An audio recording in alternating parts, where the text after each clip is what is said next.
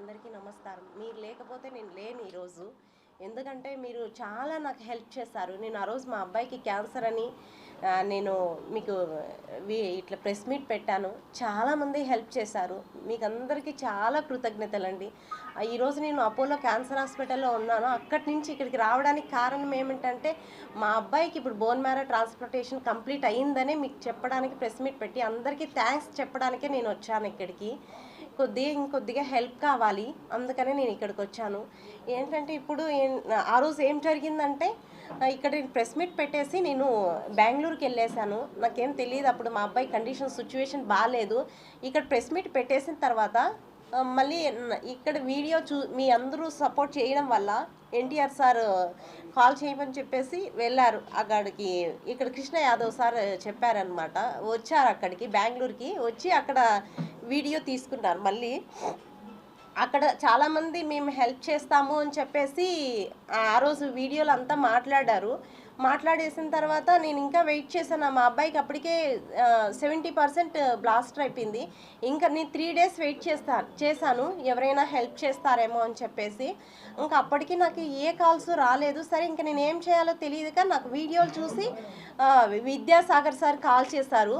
Vidyasagar call చేసి, అమ్మ నేను మీకు హెల్ప్ చేస్తాను, మీరు ఫస్ట్ గవర్నమెంట్ దగ్గరికి వెళ్ళండి అని చెప్పేసి గవర్నమెంట్ దగ్గరికి వెళ్ళాను. అప్పుడు రామ్ ప్రసాద్ రెడ్డి సార్ మినిస్టర్ అనమాట. అప్పటికప్పుడు నాకు 3 days నేను వెయిట్ చేసిన తర్వాత ఎవరైనా హెల్ప్ చేస్తారేమో అని చెప్పేసి నేను వెయిట్ చేసిన తర్వాత కానీ మళ్ళీ 3 days ఎందుకు వెయిట్ చేశానంటే నా దగ్గర ఏం సపోర్ట్ లేదు, నేను ఎలా వెళ్ళాలి వేరే హాస్పిటల్కి అని చెప్పేసి నేను ఉండిన తర్వాత మళ్ళీ ఏం జరిగిందంటే అంతవరకు ఏ కాల్స్ రాలేదు. ఆ రోజు ఎన్టీఆర్ సార్ వీడియో కాల్ మాట్లాడిన తర్వాత అందరూ వచ్చారు, ఒక ముగ్గురు మేము హెల్ప్ చేస్తాము అనేసి.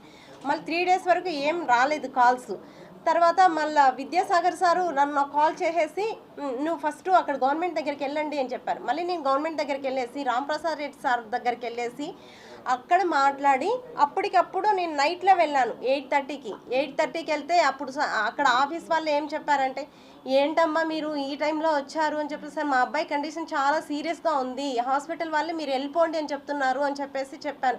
ఓకే అని చెప్పి అక్కడ వాళ్ళు కానీ మీరు తిన్నారా లేదా, ఏంటి మీరు ఇట్లా వచ్చేసారా అని చెప్పేసి అక్కడ నాకు ఒక భోజనం ఇచ్చి అక్కడ నీళ్ళు తాగమ్మా, నీకేం కాదు, మీ అబ్బాయికి ఏం కాదు, మేము ఉన్నామని చెప్పేసి మళ్ళీ అప్పటికప్పుడే లెటర్ టైప్ చేసేసి మళ్ళీ మార్నింగ్ సీఎంఆర్ఎఫ్ దగ్గరికి పోయేసి నేను మళ్ళీ సచివాలయం దగ్గరికి వెళ్ళాను.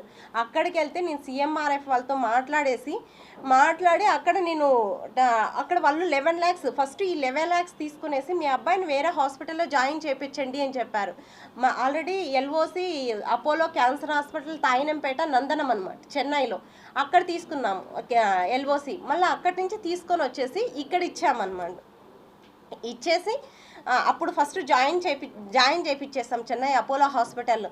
అప్పుడు వాళ్ళు నాకు 10 lakhs డిపాజిట్ చేయాలా, బిఎంటీ కదా అని చెప్పారు. నేను వాళ్ళని అడిగాను అనమాట, సార్ నా దగ్గర ఇప్పుడు 10 lakhs అర్జెంటుగా నాకు లేదు సార్, నా దగ్గర నేను కావాల్సంటే మీరు నాకు చెక్ ఇవ్వండి అని చెప్పారు. ఓకే నాకు 2 days టైం ఇవ్వండి, ఫస్ట్ అడ్మిషన్ తీసుకోండి సార్ అని చెప్పేసి నేను చాలా వాళ్ళని బ్రతిమలాడాను. సరే అని చెప్పేసి వాళ్ళు అడ్మిషన్ తీసుకున్న తర్వాత నెక్స్ట్ జాయిన్ చేయించారు. ఈ జాయిన్ చేయించడం వల్ల మీ అందరి సపోర్ట్ అనమాట. అదే నాకు ఎన్టీఆర్ సార్తో Krishna Yadav sir, next Vidyasagar sir, minister sir, next అందరూ నాకు ఫోన్పే చేశారు. చాలామంది నాకు తెలియదు కానీ నాకు తెలిసిన వాళ్ళ పేర్లు చెప్పాను. టీటీడీ వాళ్ళు నాకు చాలా సపోర్ట్ చేశారు. మా హస్బెండ్ టీటీడీలో కాంట్రాక్ట్ బేసిక్ మీద డ్రైవర్గా వర్క్ చేస్తాడు. అప్పుడు వాళ్ళ టీటీడీ ఎంప్లాయీస్ అందరూ చాలా సపోర్ట్ చేశారు. నేను అక్కడ జాయిన్ అయిన తర్వాత మళ్ళీ టీటీడీ వాళ్ళకి లెటర్ పెట్టాను అనమాట, ఈ 11 lakhs సరిపోదని చెప్పేసి. సరిపోకపోతే సార్ ఈ 11 lakhs సరిపోదు, 40 lakhs ఇచ్చారు సార్ వాళ్ళు అని చెప్పేసి. తర్వాత వాళ్ళు టీటీడీ వాళ్ళు ఓకే అని చెప్పేసి ఇచ్చారనమాట అమౌంట్. అందరికీ చాలా కృతజ్ఞతలు అండి. మీరందరూ లేకపోతే నేను లేను ఈరోజు. ఆ అబ్బాయి హెల్త్ కండిషన్ చాలా బాగుంది. బోన్ మ్యారో ట్రాన్స్ప్లాంటేషన్ కంప్లీట్ అయ్యింది. ఇప్పుడు మీ అందరు సపోర్ట్ వల్ల ఇప్పుడు హాస్పిటల్ ఏం జరిగిందంటే 20 lakhs అనేది కావాలి. ఆ 20 lakhs అంటే ఇంకా 20 lakhs కడితేనే మేము ఇస్తామని చెప్తున్నారు. ఎందుకంటే చాలా హై అమౌంట్ అండి. ఈరోజు బిల్లు నేను చూశాను. నిన్నటికి నేను నైటే వచ్చాను. ఈరోజు నిన్న బిల్ వచ్చేసి 77 lakhs అయింది. నేను చెప్పాను మేము ఇంత కట్టుకోలేమండి, మేము చాలా పేదవాళ్ళము, మా గవర్నమెంట్ హెల్ప్ చేస్తేనే, గవర్నమెంట్ టీటీడీ ఇంకా అందరూ ఫోన్పేలు వేసి హెల్ప్ చేసిన దానివల్లనే మేము ఇక్కడ హాస్పిటల్కి వచ్చాము. నేను అంత కట్టుకోలేను అని చెప్పి వాళ్ళకి చెప్పాను. చెప్తే అట్లీస్ట్ మీరు 20 lakhs అన్నా కట్టండి అని చెప్పారు. మేడం మేము అది కానీ కట్టలేము అని చెప్తే, లేదండి మీ అబ్బాయి సివియర్ కండిషన్ నుంచి అంటే 90% బ్లాస్ట్ అయినప్పటి నుంచి మేము ఇప్పుడు క్యాన్సర్ లేకన్నా ఏం లేకన్నా వాళ్ళ ఫాదర్ సెల్స్ ఎక్కించి ఇంత చేశాం కదా, అట్లీస్ట్ ఏదైనా 20 lakhs మీరు ఇవ్వండి, లేకపోతే మేము డిశ్చార్జ్ ఇవ్వము అని చెప్పారు. ఇప్పుడు 10 days నుంచి మెడిసిన్స్ మేమే వాళ్ళ మెడిసిన్స్ అంతా ఆఫ్ చేసేస్తారు. ఎవ్రీడే బ్లడ్ ప్లేట్లెట్స్ ఎక్కించాలి. ప్లేట్లెట్స్ వచ్చి 12,000 అవుతుంది, బ్లడ్ వచ్చి 8,000 అనమాట. ఇప్పటికి 64 యూనిట్స్ ఎక్కించాము. బట్ అక్కడ బ్లడ్ కావాలంటే మనం ఏం చేయాలంటే డోనర్స్ అనేవి వెతుక్కోవాలి. అక్కడ నాకు చెన్నైలో ఎవరు తెలీదు, లాంగ్వేజ్ ప్రాబ్లం అనమాట. అప్పుడు ఏం చేశానంటే నాకు తెలీదు, అక్కడ బ్లడ్ డి బ్లాక్ అనేది ఒకటి ఉంటుంది. అక్కడికి వెళ్ళేసిన తర్వాత అక్కడ చాలామంది బ్లడ్ ఇవ్వడానికి వస్తూ ఉంటారు. వచ్చినప్పుడు నాకు అంటే ఇంగ్లీష్ వచ్చు కాబట్టి ఇంగ్లీష్లో వాళ్ళతో మాట్లాడి, ప్లీజ్ అండి మా అబ్బాయికి ఇలా ఉంది, ఇక్కడ వీళ్ళు బ్లడ్ ఇవ్వని అంటున్నారు, అమౌంట్ పెట్టుకున్నా కానీ మీరు ఎవరైనా హెల్ప్ చేయండి అని అంటే ఒకరిని నేను అడుక్కుంటాను, ప్లీజ్ అండి హెల్ప్ చేయండి మా అబ్బాయికి ఇలా క్యాన్సర్ వచ్చింది, ఇక్కడ ఏ బ్లాక్లో ఉన్నాము అని చెప్పేసి. తర్వాత వాళ్ళు ఇంకొకరికి అట్లా చాలామంది హెల్ప్ చేశారు. ఇప్పుడు 64 యూనిట్స్ అలాగే నాకు హెల్ప్ చేశారనమాట చెన్నైలో, ఒకరినొకరు అట్లా చేసి. నెక్స్ట్ ప్లేట్లెట్స్ ఇవంతా వాళ్ళు హెల్ప్ చేశారు. అంటే మళ్ళీ నెక్స్ట్ సాయిరామ్ ట్రస్ట్ వాళ్ళకి కానీ థ్యాంక్స్ అండి, ఎందుకంటే బ్లడ్ వాళ్ళు డొనేషన్ చేశారు. నెక్స్ట్ సాయిరామ్ ట్రస్ట్, ఇంకా ఎన్జిఓస్ అనమాట. వాళ్ళు మా అబ్బాయికి ఒకరోజు 1,60,000 మెడిసిన్, ఈ 10 days మెడిసిన్ ఆపేశారు, హాస్పిటల్లో ఇవ్వలేదు. నా దగ్గర అమౌంట్ ఎంత ఉన్నిందంటే కొద్దిగా ఒక 5-6 lakhs ఉంటే అట్లంతా అడ్జస్ట్మెంట్ చేశాను. వాళ్ళు మెడిసిన్ ఇవ్వలేదు కాబట్టి. నెక్స్ట్ ఎన్జిఓస్ వాళ్ళు ఏం చేశారంటే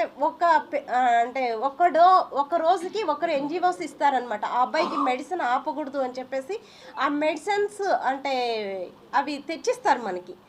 ఒక రోజుకి బిల్లుకి మేము పే చేస్తాము ఆ అబ్బాయికి అని చెప్పేసి అంటే హై అమౌంట్ ఇవన్నీ వాళ్ళు ఇచ్చారు. ఒకరోజు 3 days ఎన్జిఓస్ ఇచ్చారనమాట మాకు.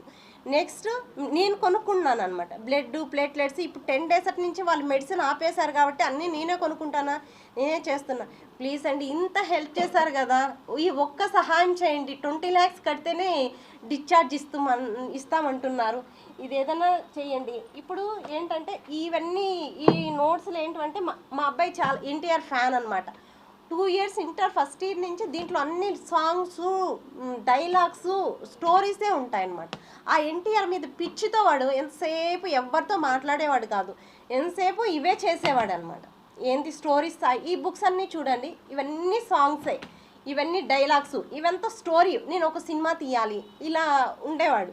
ఇప్పుడు మొన్న చెప్పాడు, ఇప్పటికి నేను హాస్పిటల్లో ఉండలేనమ్మా, ప్లీజ్ నన్ను బయట తీసుకెళ్ళి, నేను డిప్రెషన్లోకి వెళ్ళిపోయాను, నువ్వు ఇంత కష్టపడినాను 2 years నుంచి ఈ కష్టపడినా కాబట్టి నేను చనిపోవాలనిపిస్తుంది, నాకు టాబ్లెట్స్ ఇవ్వు, నేను చనిపోతాను, నేను ఇక్కడే ఉండి నాకు ఏదోలాగా ఉంది అని చెప్పి చెప్తున్నాడు. ప్లీజ్ ఎవరైనా అట్లా హెల్ప్ చేయండి అని, నాకు ఇంత సహాయం చేశారు, ఈ ఒక్క హెల్ప్ చేయండి ప్లీజ్.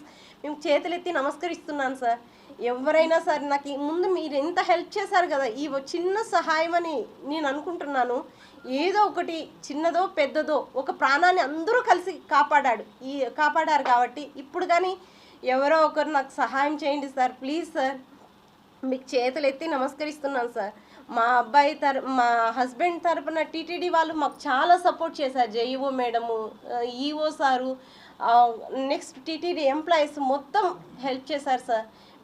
నేను ఒకవేళ ఎవరినైనా నాకు హెల్ప్ చేస్తుంటే ఐఎమ్ ఎక్స్ట్రీమ్లీ సారీ సార్, క్షమించండి. నాకు ఆల్రెడీ 2 days నుంచి ఫీవర్ వస్తుంది, అంటే స్ట్రగుల్ అయ్యి ఎవరైనా నేను మర్చిపోయింటే క్షమించండి సార్. మాకు thanks, very thanks sir. Please ఈ ఒక్క సహాయం చేయండి సార్, చేతులెత్తి నమస్కరిస్తున్నాను సార్. ఆ అబ్బాయిని డిశ్చార్జ్ చేయించండి సార్, మేము అదే కోరుకుంటున్నాను సార్. ఇంకా ఆ అబ్బాయి ఏం చెప్తాను, నేను చనిపోతానమ్మా, నాకు టాబ్లెట్స్ ఇచ్చేసాయి, నేను చనిపోతాను, నా వల్ల కాదు ఈ జీవితం, నేను భరించలేను, 2 years నుంచి నేను ఇలాగే ఉన్నాను, నా వల్ల కాదు, హాస్పిటల్లో ఉన్నాను 2 years నుంచి. లాస్ట్ 22 డిసెంబర్ 28 అబ్బాయి కాలు యాక్సిడెంట్ అయింది. కాలు యాక్సిడెంట్ అయిపోయి నెక్స్ట్ హ్యూమనిటీ పవర్ తగ్గిపోయి ఆ క్యాన్సర్ వచ్చిందనమాట. అప్పటి నుంచి ఈ స్ట్రగుల్ అనేది పడుతూనే ఉన్నాను. ఆ అబ్బాయి నేనే ఎంతసేపు హాస్పిటల్లోనే అనమాట. ఆ అబ్బాయి ఏడుస్తుంటే నా ప్రాణం పోయిన. వెయిన్స్ అనేటివి ఉండవు వాళ్ళ క్యాన్సర్ వాళ్ళకి, గుచ్చుతూ ఉంటే అమ్మ అమ్మ అని అరుస్తుంటాడనమాట. ఇప్పుడు కానీ మార్నింగ్ నుంచి నాకు డిశ్చార్జ్ చేస్తేనే నేను మార్నింగ్ నుంచి అట్లీస్ట్ రైస్ గెంచి తాపుతారు ఆ అబ్బాయికి, అది కానీ తాగట్లేదు. నా వల్ల కాదమ్మా, నేను ఉండలేను, నేనే చనిపోతాను అని చెప్తున్నారు సార్. ఏదైనా హెల్ప్ చేయండి సార్. థ్యాంక్స్ సార్, మీ అందరికీ చాలా చాలా thanks sir. Phone number 9490829381, PhonePe Google pay. మా హస్బెండ్ వచ్చి 9676330518.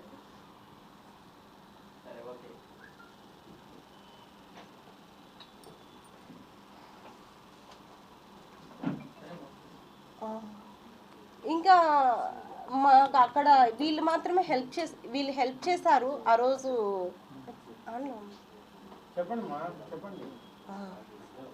ఇప్పుడు ముందు ఎన్టీఆర్ సార్ హెల్ప్ చేయలేదు, ఇప్పుడైనా ఎన్టీఆర్ సార్ ఆ అబ్బాయికి హెల్ప్ చేయాలని కోరుకుంటున్నాం సార్.